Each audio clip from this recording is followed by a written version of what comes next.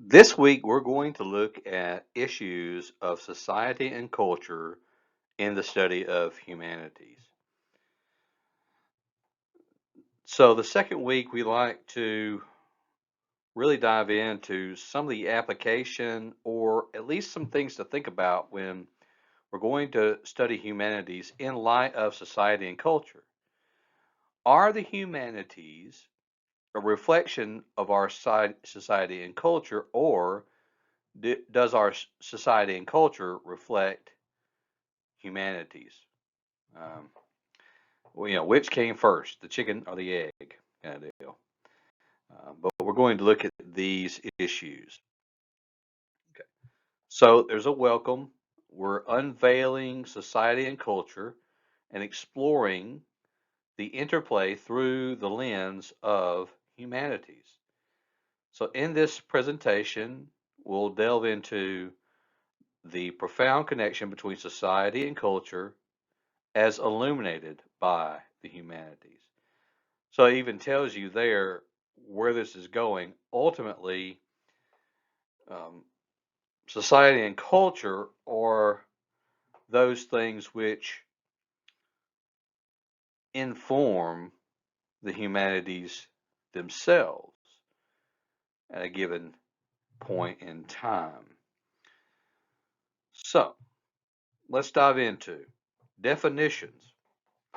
How are we to define society and culture? Well, society will define as a group of individuals living together in a defined geographical area bound by shared norms, values, and interactions. So, much like culture, and we'll kind of discuss culture as we get into it as well, but much like culture, when we talk about society, we're talking about um, a group of individuals defined within a given geographical location. So we could say that there is a society, and sometimes we'll use that term to define the United States of America. The United States of America is a society of individuals, okay, and individual groups living together. Uh, but then there's also the society of the South. There's also the society of the state of Alabama. And for the purpose of this class, I'm teaching it through Gadsden State Community College.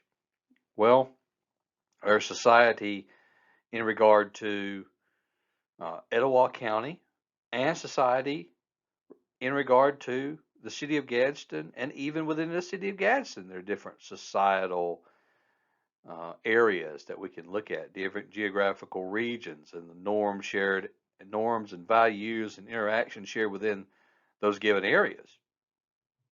So society can be on the macro scale or the micro scale. It can be national, it could be regional and local. So think about that when we are talking about society. Also, culture.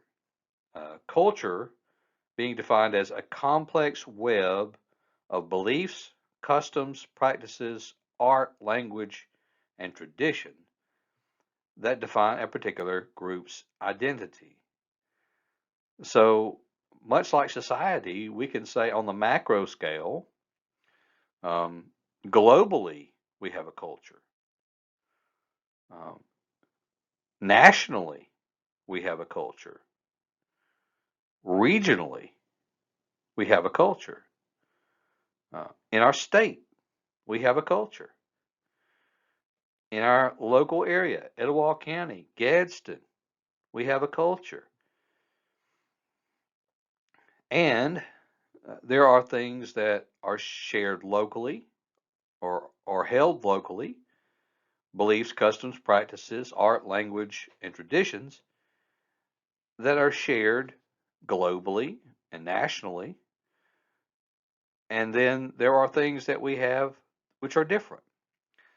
So a culture can be on the macro scale, on the micro scale, but it's really more about beliefs, customs, practices, art, language, traditions, more so than what society would be defined as a geographical area, shared norms, values, and interactions.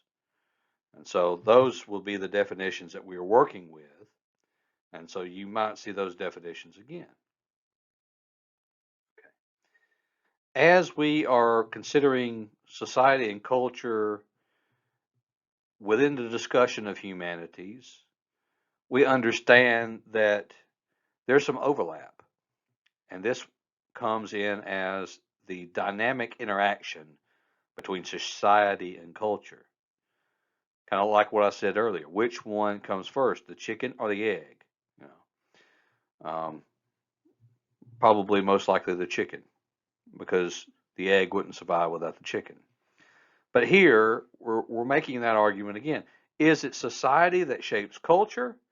Is it culture that shapes society? The answer to both those questions is yes, um, because both happen. So, in the idea that society shapes culture, this is social structures, institutions, and interactions influence the development and the preservation of cultural expression. So, in that geographical area, um, there are certain things that are done, and that is part of the culture in that societal geographical area. I remember, I went to Jacksonville State for my undergrad, and I was surprised by the number of people that were from South Alabama that actually ended up coming to Jacksonville State. There was a lot of people who lived around the Auburn and Troy area that ended up coming to JSU. I guess because they just didn't want to, go on down the road like most of us went to JSU. But we would talk about colloquial differences, um, in the way we say things and the way we do things. Um, for instance, do you say water hose or hose pipe? I mean, what we're talking about is, a a hose, a gardening hose that you use to water your plants. But they call it one thing, and I would call it something different based on the society and the culture in which I grew up with. So in that case, local customs and norms in a given area influenced the way I would say something. And so you have that. But also you have the opposite, the inverse of that, and that is that culture shapes society. And that cultural norms and values can lead to a shift in societal dynamics and collective behavior. And so when a culture shifts, and sometimes, this may happen in uh, the influence of media, uh, that comes into a given area. You know, Probably about, my grandparents grew up without a television. I'm not that old, but my grandparents were older. If my grandparents were still alive today, they'd be near 100 years old. And they grew up without television. Well, when television came in and radio, that changed culture dramatically, and it still does today. Not only does it change culture, it is the culture, and it changes society, uh, because they lived in a very closed off community, and unless you were part of that community, then you were an outsider. And there's still areas that are that view people that way.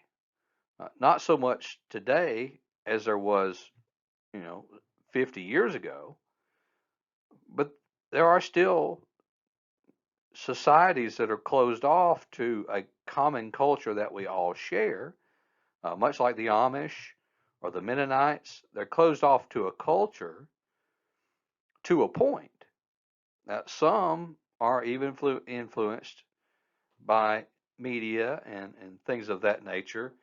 And so, in that case, culture shapes society, and behaviors and social dynamics change because of the cultural shift. So, there's an interaction, there's an interplay between these two. Now, we're going to talk about just some ideas that often come up when we're talking about society and culture. And one of the things is cultural relativism. So, cultural relativism, excuse me, shoo, choked on that one.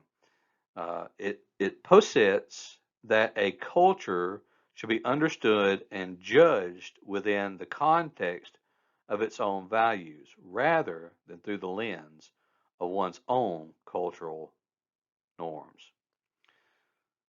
This concept highlights the importance of empathy and open-mindedness as we analyze diverse cultures.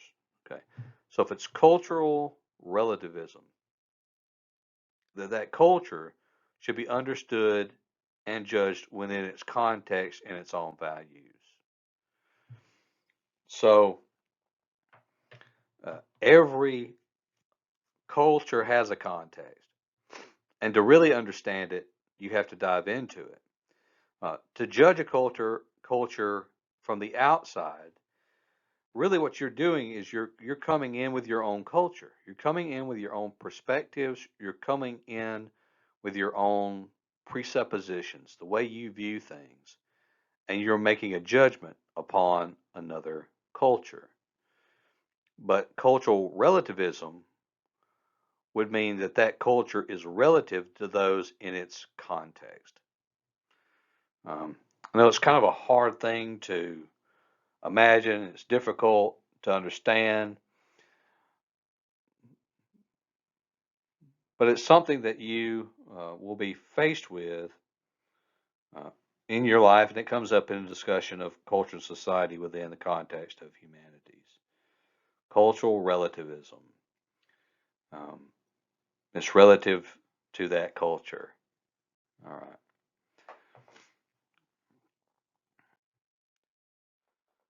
Cultural diffusion is another thing, and cultural diffusion is the spread of cultural elements from one society to another through trade, migration, technology, and communication. So when you think about the diffusion of a, what is it to diffuse? Um, if you have young children, maybe you used a diffuser. Well, a diffuser just spreads. Um, yeah, I mean, you could put like eucalyptus or something in that diffuser, and it will spread it throughout the room. Uh, maybe some kind of aloe, or sometimes people put Vicks Vapor Rub in those diffusers, and they diffuse it throughout the room. Well, this is cultural diffusion, and it's the spread of cultural elements from one society to another through trade, migration, technology, and communication. I went to school in New Orleans, and one of the things I couldn't understand until later on was how did these people have the accents they had? Now, I'm not talking about like the French speaking Creole um, members of society within the city of New Orleans and the surrounding areas. We all pretty much know where that came from. That came from people migrating to the city of New Orleans from France, intermarrying with other cultures, and you had, French speaking Creole people um, in the context of that area. But I would come across some people when I was living there that had a almost like an accent from the northeastern United States. There was a couple who ran a hotel connected to the school I went to, and they sounded like they were from Brooklyn. And they had, you know, I'm going to try to do their accent, but it's not going to be great.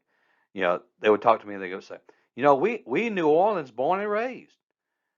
And I couldn't figure out. I was like, it sounds like someone from the Northeast, some from Brooklyn, someone from New Jersey, but I couldn't figure it out until years later. And I was studying the fact that New Orleans, of course, was a major port in the city in the United States, and the other two major ports were in Virginia and New York.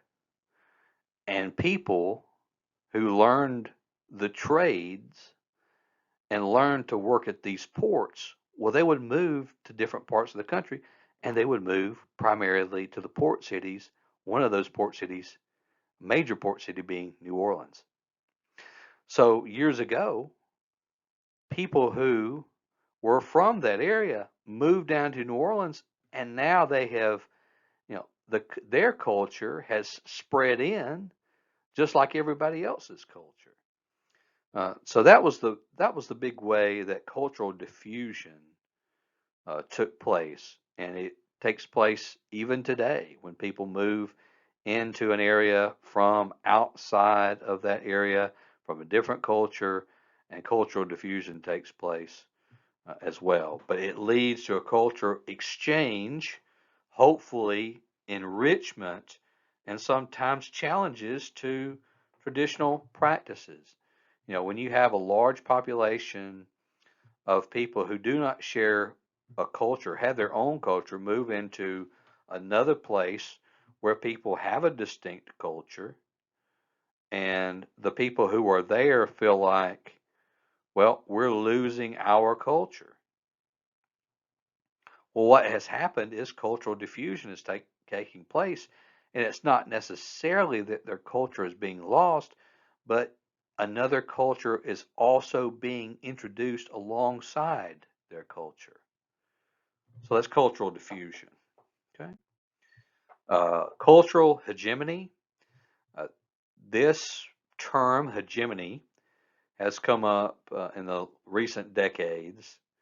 And when we study humanities, we're thinking about hegemony, and when we study people. So, this concept, cultural hegemony, refers to the dominance of one's culture over others, often perpetuated by those in power. So, when that concept comes up, there is sometimes a dynamic that is presented with it. Now, just like any other concept, concepts can be good or bad based on the viewpoint that one brings to bear on it. You can determine this as good, or you can determine this as bad. Um, or you can determine it another way. And what you could say is, well, this is a term which refers to a reality in most of, if not all, cultures. Because typically, there is a hegemony in all cultures. If you look at primarily Asian cultures, not only is there hegemony, uh, but there's a homogeny. Uh, there is one dominant culture because everyone is the same. We as Americans live in a diverse culture. And if we live in a diverse culture, then there are going to be many cultures competing for dominance. And usually the dominance is mainly based on the largest amount of people in a given area and their culture. So this concept underscores the influence of culture in shaping ideologies and maintaining social or societal hierarchies. Um, this can be a very controversial subject, but it doesn't have to be. Um, you can look at this merely as we have identified that there is something that takes place, and that is that typically the majority culture influences the minority cultures disproportionately. It's just the reality of the situation. It's not to say that there is some evil force behind everything, that someone is trying to use this to dominate others. No, simply it's the reality of the situation. So, the next thing we'll look at is cultural identity. Cultural identity is the sense of belonging and attachment individual feels to their culture. It can be shaped by language, religion, ethnicity, nationality, and other factors, influencing how individuals perceive themselves and others.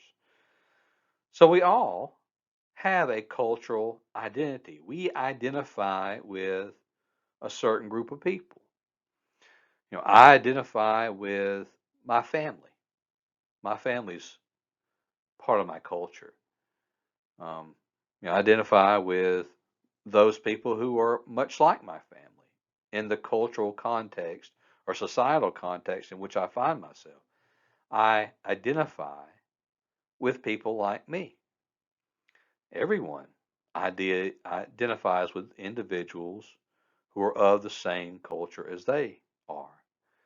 Um, the connection could be language. The connection could be religion. It could be our ethnicity. It could be our nationality. Uh, and it could be some other factor that influences how I perceive myself and others. Everyone has a cultural identity, and that's part of who we are as humans. And that's what we have to consider in the study. Then we have cultural hybridity, how cultural hybridity arises when different cultures blend and influence each other, creating new and unique expressions. So, yes, we have a cultural hegemony. That is the idea that the dominant culture influences the others, but really we also have this hybridity, this connection that we see other cultures spilling over into um, our culture. You know, I look at my grandparents, and my grandfather was worked at Goodyear for 36 years, and he died in 1999. He was in his early 70s, and so he never saw a lot of this. I never heard my grandfather talk about Chinese food. You know, I never heard. I don't even know if he ever ate it in his entire life. Um, he was used to. He had his own garden. He worked it. He grew his own vegetables. Um, there wasn't the hybridity that there is today.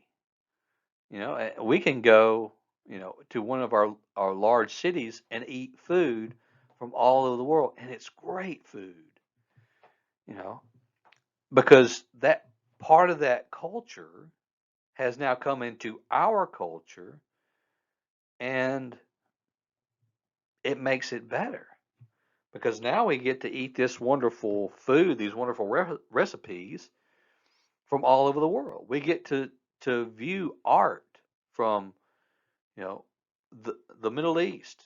If there is art expression there, by the way, we get to see things come out of Japan. You know, I know people who are obsessed with anime, and they're not Japanese. So there's an influence out of one culture, and it has blend into society and created wonderful new expressions. But there's also a challenge. This hybridity challenges notions of purity and authenticity, reflecting the interconnected nature of our globalized world. Um, because there is a sense, and people do think, well, I'm losing my culture because the pure nature of your culture is lost. Because now another cultural expression has entered into it. And again, you can say, well, it could be a positive or it could be a negative. If your goal is to have, your culture and your culture alone and never see an expression from another culture, then buy a bunch of land, start a commune and keep all the other cultural influences out. And that's going to be very hard to do. Um, so that's not really hybridity, that's rigidity, trying to keep the influence of other culture out. But it's a challenge, and it's challenging, and we do want to hold on to our cultures. We do want to hold on to our sense of purpose and place and our heritage. But at the same time, we have to move forward and learn to embrace expressions from other cultures. Well, that's the choice we have. We can choose to do that, or we can choose not to do that. It's our ability as individuals. Because we do have rituals and traditions. Rituals and traditions are symbolic actions and practices that reinforce cultural values and social cohesion. So, what are some, rituals and traditions? Um, you know, I live in a somewhat rural area just outside of Boaz. I'm pretty close to the city of Boaz. So, of course, I have all the convenience, and I drive into Gadsden for work every day. But one afternoon, I was sitting on my front porch, and it was a cool evening, and I began to hear this music off in the distance, and I could tell, the music was Latin in nature. I mean, it came from Central America, because of the beat and the instrumentation used and the fact that the individual was speaking in Spanish, that tipped it off. But I could hear this in the distance, and I thought, well, that's kind of a traditional, you know, that's a traditional music for those people, and it's a expression of their culture. And then come to find out, what was actually going on was a quinceañera. So that's when, a young lady of a certain age comes to womanhood and there's this big celebration. That's a ritual. It is part of their tradition. And, many families around our area continue with those traditions from where they came from, even though now they live in a different culture. So they're holding on to something of their culture. And it's a beautiful expression of, how we develop as individuals within society and culture. So, and there are all kinds of rituals and traditions that we could get into, but that was one of the things that came to my mind. But they can mark important events in life. That was an important event for that young lady. And they convey collective memory and they strengthen community bonds. So, rituals and traditions, a lot of people want to say it, and maybe you do, or, and I have in the past, why do we do this? You know, why don't we just get rid of all these rituals and traditions?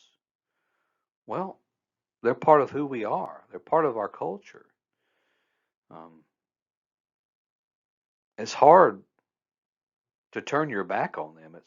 It's hard to just put them away because we're connected to those things.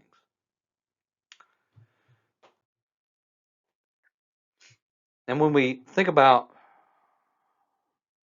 our culture, we um, cannot get away from the fact that media and popular culture play a significant role in shaping societal norms, attitudes, and values. Um, the advent in our modern age, I would love to do just like a historical presentation of how things have changed over the last 100 years, um, from about 1923 to the present, and how things have changed so much. And so much of that change brought about by radio and later television, and then the advent of the internet. Uh, and what comes through those mediums influence the cultures that are impacted by them. And it has a significant impact on society and culture. Um, Analyzing media through the humanities lens helps us to understand how it reflects and influences cultural narratives. So, our media today our media today the expression of our shared culture, or is our shared culture a reflection of our media? That's a great question. I might have to throw that out there as a test or discussion question. Uh, if I was on video right now, I would be winking at you. Um, but which one comes first? What has impacted the other more? And then there's cultural change and adaptation. That cultures aren't static. They evolve in response to external influences and internal shifts. So culture is always changing. You know, Probably in our lifetime, it feels like every generation says this. But I would say in the past 25 years, there's been more change than probably any other culture has ever experienced over that period of time, over a 25-year span. Most of that has been spurred on by the internet and how easy it is to use today. But it's changed our culture. It's changed our culture nationally, regionally, locally. And so cultures change, and they change rapidly these days. Humanities study central changes over time to reveal how societies adapt and navigate changes. And some societies adapt and navigate through change quicker. Excuse me, how they navigate challenges. Some do that better than others. And there you go. Those are also implications for society about culture and the changes of it. We have to understand cultural dynamics, that everything is not, we don't live in a homogenous culture. And for many of us, it would be hard to live in a homogenous culture without leaving this culture. We would have to find a society that we would want to be in and be a part of. And even when we entered that society, we'd have to either adapt or die. Because the culture is going to run the show. Um, the society and its rules is going to not adapt to us. We'll have to adapt to it. Um, so we don't live in a homogeneous society. So there's cultural dynamics all the time. We have to understand that. Um, Also, we have to be addressing cultural conflict and diversity, uh, understanding that there are uh, conflicts that come up when, you know, hybridity comes around, when one culture influences another. There will be people in opposite cultures who will react against that. Um, it's human nature we're dealing with. And we have to decide how we are going to experience that and how we are going to let it influence us or we're going to influence it and our reaction to that. Um, there we go. So, in conclusion, this has been a rather long presentation. Thank you for sticking in here. The relationship between society and culture is intricate and mutually influential. Because we live, we're talking about culture and society. We're talking about cultural writ large in a macro sense in the United States. Okay, and we can apply this to the local level, but let's look at it nationally. Uh, the relationship between society and culture is intricate and mutually influential. One culture is going to influence the other, and the opposite will happen because we are a diverse group. You know, the United States is often referred to more so than it used to be referred to more so than I hear people using this lingo now is as a melting pot. And what does that mean? Well, if you've ever thrown multiple cheeses into one pot, the idea is that they all meld together. And conflict arises when we say we're going to be this culture, but we don't want anything to do with the other culture. Well, again, understand that is part of human nature. And so we have to find out how we're going to react to those things. But it's an intricate and mutual influence. Um, and then also that through the humanities, we gain insight into how cultural expression mirrors societal values and dynamics while also shaping them. So, going back to what I said, has media influenced the culture or has culture influenced media? Um, the answer to that is yes, both questions.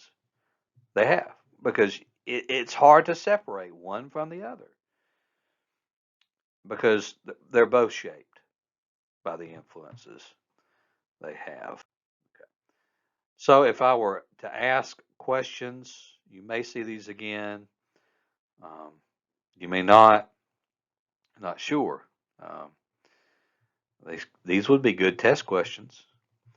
Uh, so let's open the floor. How have you observed the interplay between society and culture in your own life? And then also, how might an understanding of this interplay influence our approach to societal issues. Okay. Thank you for watching today, and take care and be well.